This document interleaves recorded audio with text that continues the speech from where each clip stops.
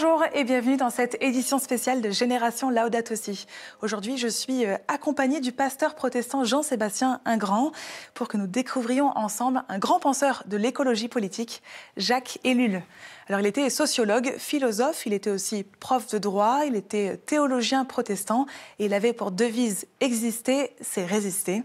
Il a marqué tout le XXe siècle par une œuvre à la fois atypique et inclassable. On va le découvrir ensemble. Bonjour Jean-Sébastien Ingrand. Bonjour Claire. Alors vous habitez en Alsace actuellement et vous faites partie de l'Union des Églises protestantes d'Alsace et de Lorraine. Première question, vous êtes spécialiste de Jacques Ellul et on disait de lui qu'il était un prophète, celui qui a eu raison trop tôt ou encore celui qui avait tout prévu. Est-ce que vous êtes d'accord avec ça? Alors il ne s'est jamais autoproclamé prophète. Mais il a commencé son œuvre par écrire un commentaire du livre biblique de Jonas, prophète Jonas. Donc il y a évidemment une dimension prophétique dans son œuvre. La meilleure preuve en est, c'est que quand il est mort en 1994, beaucoup de ses livres étaient épuisés et on commençait à ne plus parler de lui. Et il a dit, vous verrez, 10 ans après ma mort, on va commencer à parler de moi. Et c'est exactement ce qui s'est passé. Et aujourd'hui, ses livres sont réédités, sont discutés. Et donc c'est finalement... Ce succès de librairie montre que sa pensée était prophétique puisque ce qu'il a pu dire il y a déjà des décennies est aujourd'hui reconnu comme étant d'actualité. Effectivement, celui qui était appelé le prophète de malheur dans les années 30 a joui d'un regain d'intérêt aujourd'hui. Alors on va voir ensemble comment sa pensée très originale, inclassable quelque part, peut nous inspirer. Je propose qu'on redéroule les étapes de sa vie. Donc Jacques Ellul naît à Bordeaux en 1912. Dans quel environnement social et spirituel est-ce qu'il grandit? Alors sa mère était protestante, et donc il a été baptisé bébé à Bordeaux. Et son père était voltairien, violemment antichrétien. Et donc ça a nourri forcément son éducation. Voilà, il n'a pas fait de catéchisme, il n'a pas fait de scoutisme protestant.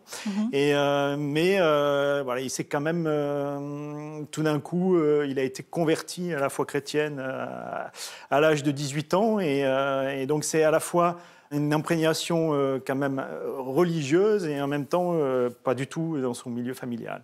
Alors quelles sont ses origines sociales ?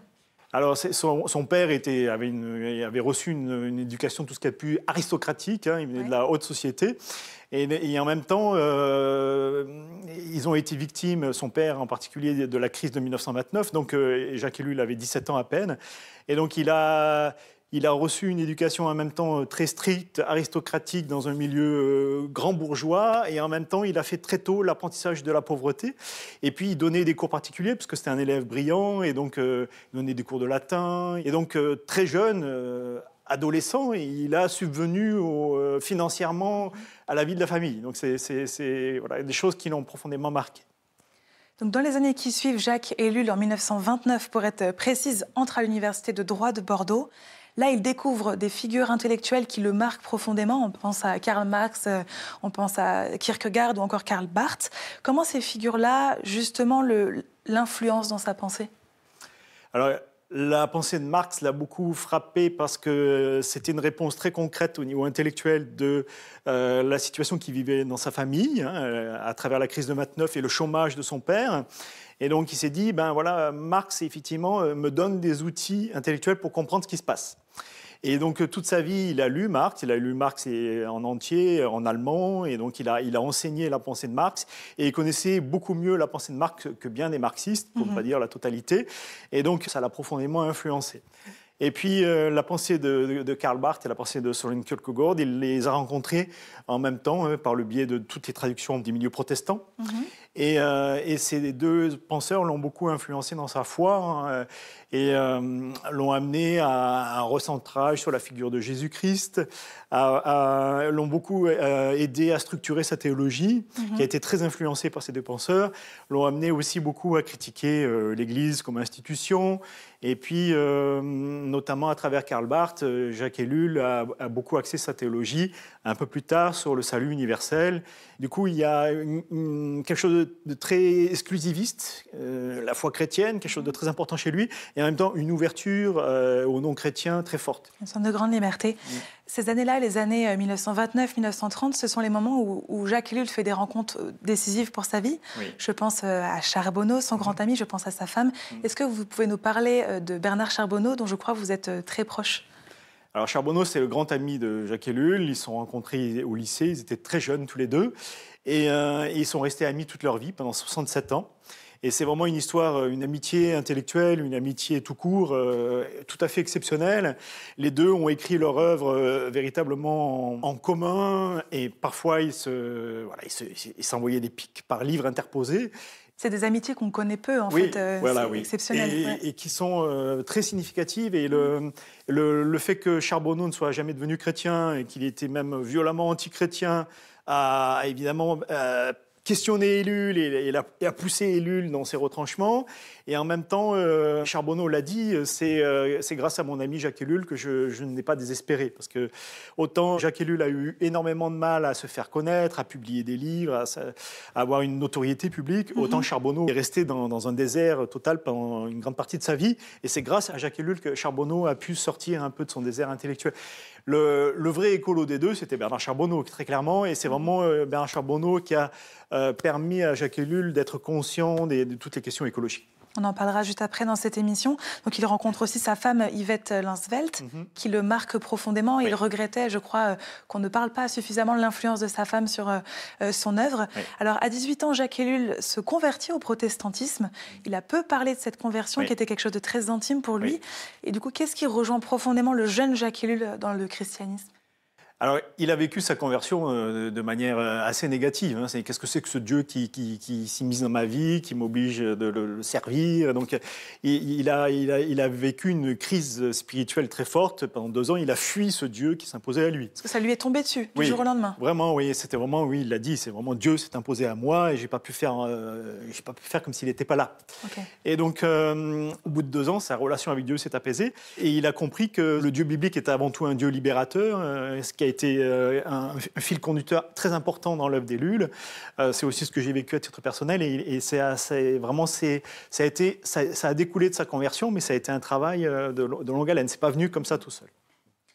Alors, dans les années 30, la société française est traumatisée par la guerre, par la dépression économique aussi. On dit que c'est une époque de transition, de destruction, de création. Il y aurait des échos à faire avec ce que l'on traverse aujourd'hui. En quelques mots, comment est-ce que cette époque influence la pensée de Jacques Ellul ? Il a été très influencé par beaucoup de penseurs des années 30, notamment Arnaud Dandieu, qui est tombé dans l'oubli parce qu'il est mort très jeune, mais qui était un esprit brillant. Il a été très proche du personnalisme. Et donc, avec son ami Bernard Charbonneau, ils ont vraiment essayé d'incarner un personnalisme, donc né sous l'influence d'Emmanuel Mounier, théologien catholique. Et ils ont essayé d'en faire un mouvement fédéraliste et porté sur l'action. Et puis ils ont compris assez rapidement que Mounier, lui, il avait une vision très centraliste, donc le personnalisme, pour ceux qui nous regardent, pensée centrée sur la personne humaine. Voilà, oui. La primauté de l'être humain. C'est exactement ça. Et donc ils ont voulu en faire un mouvement, et puis Mounier, lui, voulait un truc d'intello, de colloques et de publications, et lui, les Charbonneau étaient des intellectuels, mais très portés sur l'action. Ils ont été à l'origine de l'expression penser globale et agir local. C'est Ellul qui a été à l'origine de cette expression dans les années 30. Ellul avait 20 ans, 25 ans. Et donc, ils l'ont pensé, cette expression, mais ils voulaient aussi la vivre. Ils l'ont vécue toute leur vie. Eh bien, on va à présent se pencher avec vous, Jean-Sébastien, sur la pensée avant-gardiste de Jacques Ellul et voir en quoi il peut être considéré comme l'un des précurseurs de l'écologie politique.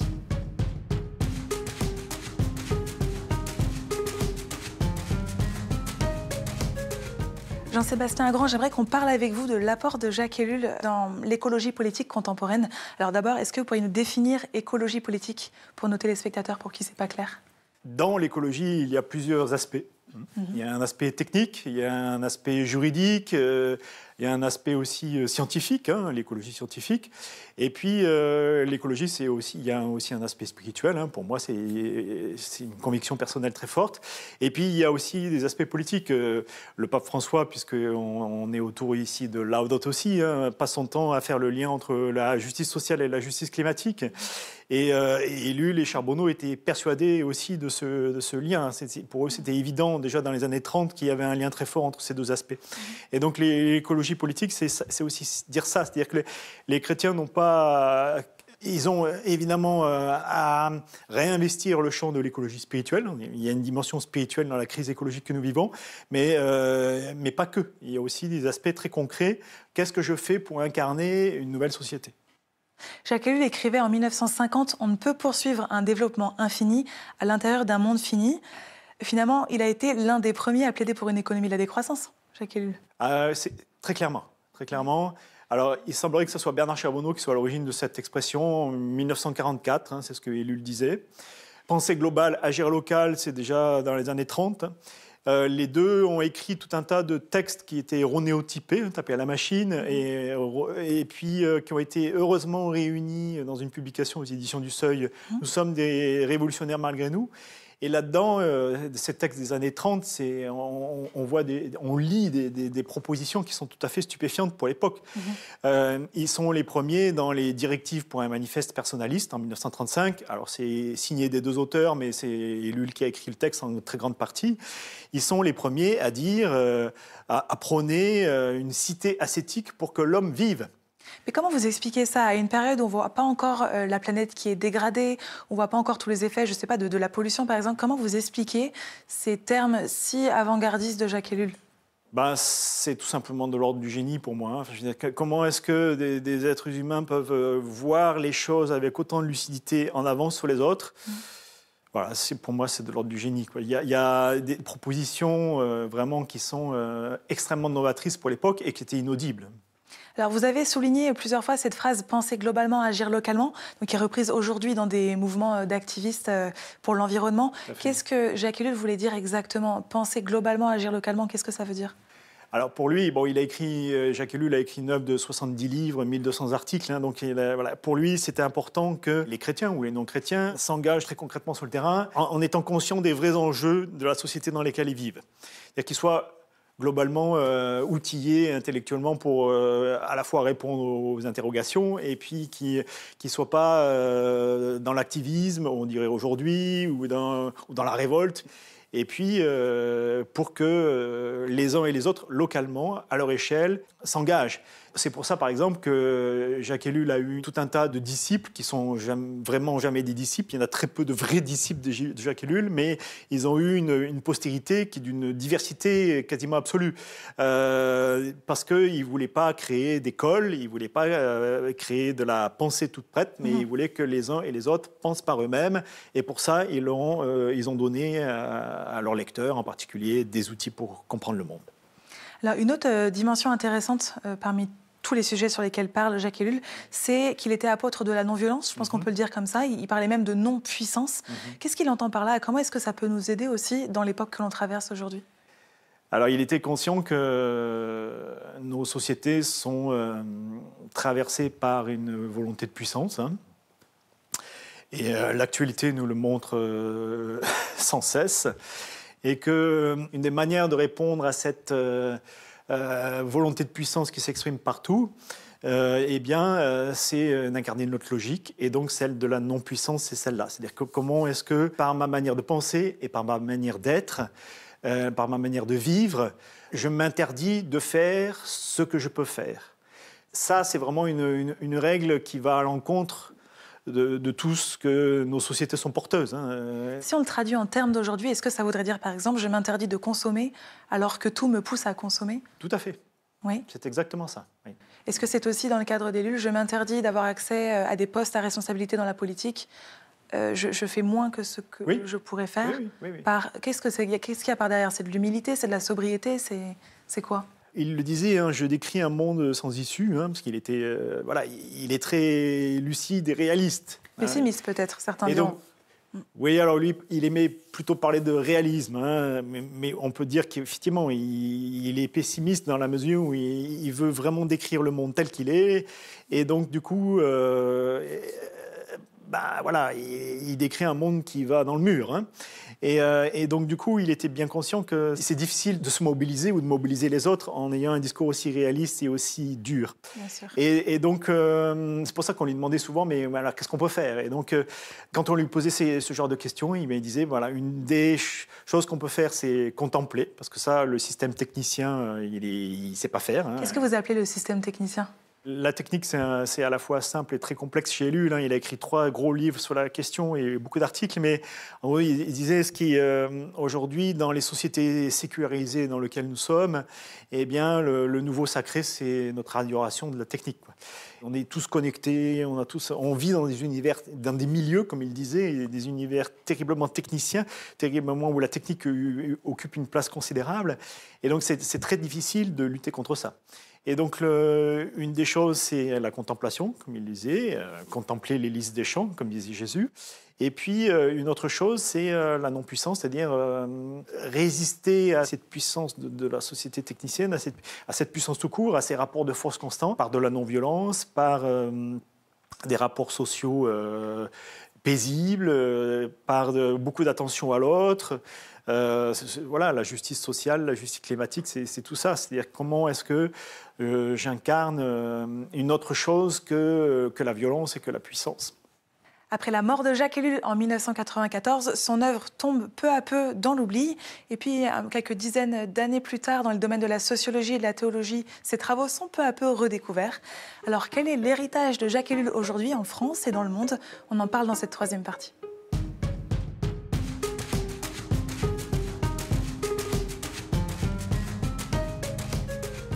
Jean-Sébastien Ingrand, comment vous expliquez qu'un penseur aussi brillant finalement et aussi éclairé que Jacques Ellul soit si peu connu du grand public, en France en tout cas? Alors, il y a beaucoup de facteurs qui expliquent cela, hein, notamment le fait qu'il a écrit des livres de sociologie sans être sociologue, avec une sociologie très particulière, et donc les sociologues, évidemment, ça, ils l'ont rejeté en masse. Et puis après, il a en même temps écrit des livres de théologie. Et ça, en France, si on veut passer pour un intellectuel, écrire des livres de théologie, c'est tout à fait rédhibitoire. Je veux dire, ça vous décrédibilise totalement. Après, il est resté bordelais, donc ça sous-entend que c'était pas un intellectuel d'envergure, parce qu'un intellectuel d'envergure, c'est forcément un intellectuel parisien. Donc il y a tout un tas de facteurs qui ont expliqué sa peu de notoriété de son vivant. Est-ce qu'il est étudié de nouveau dans les universités françaises aujourd'hui, par exemple? Et dans quel domaine est-ce qu'il est étudié?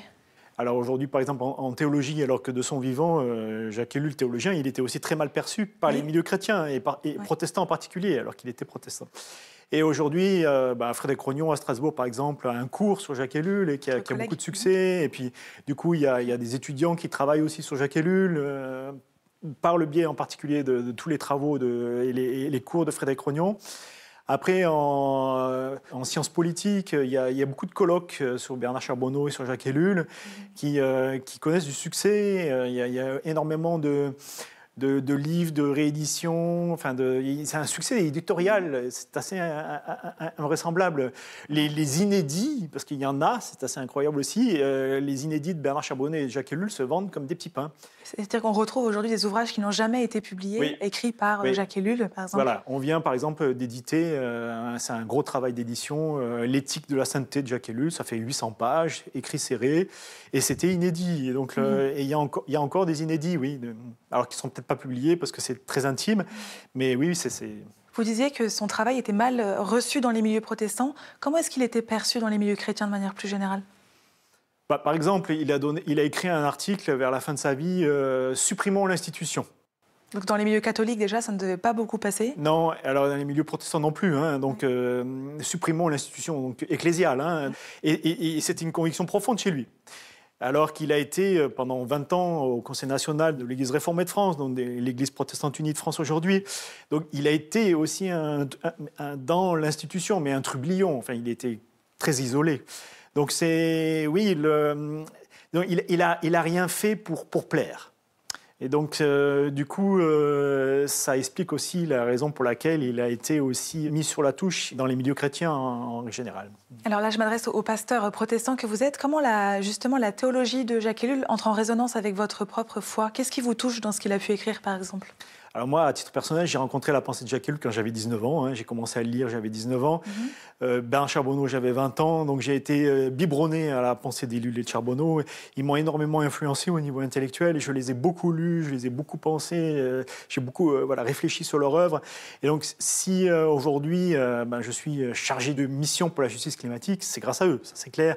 Moi, je vois une continuité entre ce que j'ai appris d'eux et ce que je peux vivre aujourd'hui. Vous pourriez nous donner un exemple concret de quelque chose qui vous touche dans votre foi, un apport de Jacques Ellul qui vous a interpellé? Alors moi, ce qui me touche beaucoup ces derniers temps, c'est l'amitié et la communion spirituelle entre Bernard Charbonneau et Jacques Ellul. Un penseur agnostique post-chrétien, un théologien protestant très convaincu, et pourtant ils sont restés en communion spirituelle, ils le disent, jusqu'à la fin de leur jour. Et je trouve que ça m'interpelle beaucoup, ça me parle, parce que les problèmes que nous vivons, les problèmes de notre planète, concernent l'humanité tout entière. Ils ne concernent pas que les chrétiens, ils ne concernent pas que les non-chrétiens, ils concernent tout le monde. Et donc et comment moi je vis aussi mon ministère en Église, et comment je le vis hors Église, aux marges de nos vies d'Église. Et puis l'exemple qu'ils m'ont donné aussi de cette communion spirituelle, moi ça me parle parce que je trouve que c'est quelque chose que j'essaye vraiment de vivre au quotidien, sur le terrain. Et je trouve que c'est très riche, quoi. Quand on peut vraiment apporter cette dimension spirituelle dans des milieux qui ne sont pas forcément très chrétiens ou même pas chrétiens du tout, eh bien, je trouve que c'est... moi, je suis très heureux quand je peux vivre ça et je le vis très régulièrement. Et ça me nourrit aussi ma foi. Vous avez parlé tout à l'heure de la passion de Jacques Ellul pour la liberté, de sa lucidité. Oui. Finalement, Jean-Sébastien Grand, pourquoi est-ce qu'il faut absolument redécouvrir Jacques Ellul aujourd'hui? Parce qu'il a vu des choses avant tout le monde, parce qu'il nous aide à comprendre le monde dans lequel on vit, et parce qu'il nous donne des outils, ne serait-ce que, par exemple, aujourd'hui, on a Trump qui revient au pouvoir, là, et un des premiers, sinon le premier article publié de Jacques Ellul, c'était « Le fascisme, fils du libéralisme ». Et donc, c'est en 1937. Et en fait, c'est très exactement ce qu'on est en train de voir avec le retour de Trump au pouvoir, quoi. Je relis encore régulièrement, quasiment tous les jours, Ellul et Charbonneau. Et je suis frappé de voir à quel point les clés de lecture qu'ils nous donnent nous aident à comprendre le monde dans lequel nous vivons et le monde vers lequel nous allons. Et Bernard Charbonneau en particulier, mais Ellul était tout à fait d'accord avec lui, disait la lutte pour la nature, c'est le terme qu'il employait. Moi, je dirais la lutte pour le vivant, mais ils auraient pu utiliser ce mot-là. La lutte pour le vivant et la lutte pour la liberté. Ellul parlait beaucoup exister, c'est résister, comme tu l'as très bien dit au début. Cet esprit de résistance s'incarne dans une lutte pour la nature, dans une lutte pour la liberté, et les deux sont indissociables. Et Charbonneau disait, soit c'est nature et liberté, soit c'est ni l'un ni l'autre. Et la société vers laquelle on va, voilà, c'est ni l'un ni l'autre. Et je crois qu'il est de notre responsabilité, chrétien ou non chrétien, de lutter pour la nature et de lutter pour la liberté, parce que les deux sont profondément indissociables. On arrive au terme de notre émission. Est-ce qu'il y a un dernier message, Jean-Sébastien Grand, que vous voudriez faire passer à celles et ceux qui nous regardent? Lisez Bernard Charbonneau et lisez Bernard et Jacques Ellul. Un livre pour commencer, si on ne les connaît pas? Un livre pour découvrir Jacques Ellul? Alors, il se trouve que le livre de Jacques Ellul que je préfère, c'est « L'Espérance oubliée », qu'il a publié en 1972. Et j'ai appris après coup que c'était le livre que Ellul lui-même préférait de tous les livres qu'il a écrits. Et alors, c'est un livre, effectivement, qui peut paraître très pessimiste par certains aspects. Et en même temps, il le dit, c'est le livre qui lui a permis de rentrer dans une dynamique d'espérance. Ellul distinguait espoir et espérance. L'espoir, c'est en gros, à vie humaine, on va trouver la solution. Et souvent, dans le monde que nous vivons, on va trouver une solution technique aux problèmes que le système technicien provoque. Et il lui disait, moi, l'espoir, je n'en veux pas. À vue humaine, on va dans le mur, il n'y a pas d'espoir à avoir. Tandis et que l'espérance, c'est l'espérance que Dieu me donne, que le monde dans lequel nous vivons, le monde vers lequel nous allons, n'est pas voué à disparaître. que, en gros, moi je lui dirais avec mes mots à moi, je crois que la vie aura toujours le dernier mot sur la mort, qu'une dynamique de vie sera toujours plus forte qu'une dynamique de mort. Et ça me porte au quotidien, dans ma foi, dans mon ministère de pasteur. Et ça, vraiment, je le dois à Ellul et à Charbonneau. C'est-à-dire que je crois que voilà, L'Espérance oubliée, pour moi, c'est un livre majeur d'Ellul. C'est ça qui m'a permis de m'ancrer dans cette espérance dont Ellul et Charbonneau parlaient. Hein, et Ellul m'a permis de ne pas désespérer. Et je suis frappé aujourd'hui aussi de voir qu'il y a tout un tas de livres sur l'espérance qui sont publiés par des philosophes, par des économistes même, pas chrétiens, et qui font cette distinction entre espoir et espérance. Et qui parlent l'espérance en finalement s'appuyant sur l'espérance chrétienne de Jacques Ellul. Et donc là, je crois aussi qu'en tant que chrétien, on a une responsabilité toute particulière d'être des hommes et des femmes d'espérance pour donner finalement à nos contemporains l'envie et la joie de rentrer dans une dynamique d'espérance. Tout n'est pas foutu. Merci beaucoup Jean-Sébastien Ingrand de nous avoir accompagnés dans la découverte de cette figure libre et lumineuse qui est Jacques Ellul. Merci à chacune et chacun de vous de nous avoir suivis derrière votre écran. Moi je vous dis à très bientôt pour un nouvel épisode de Génération Laudato Si'.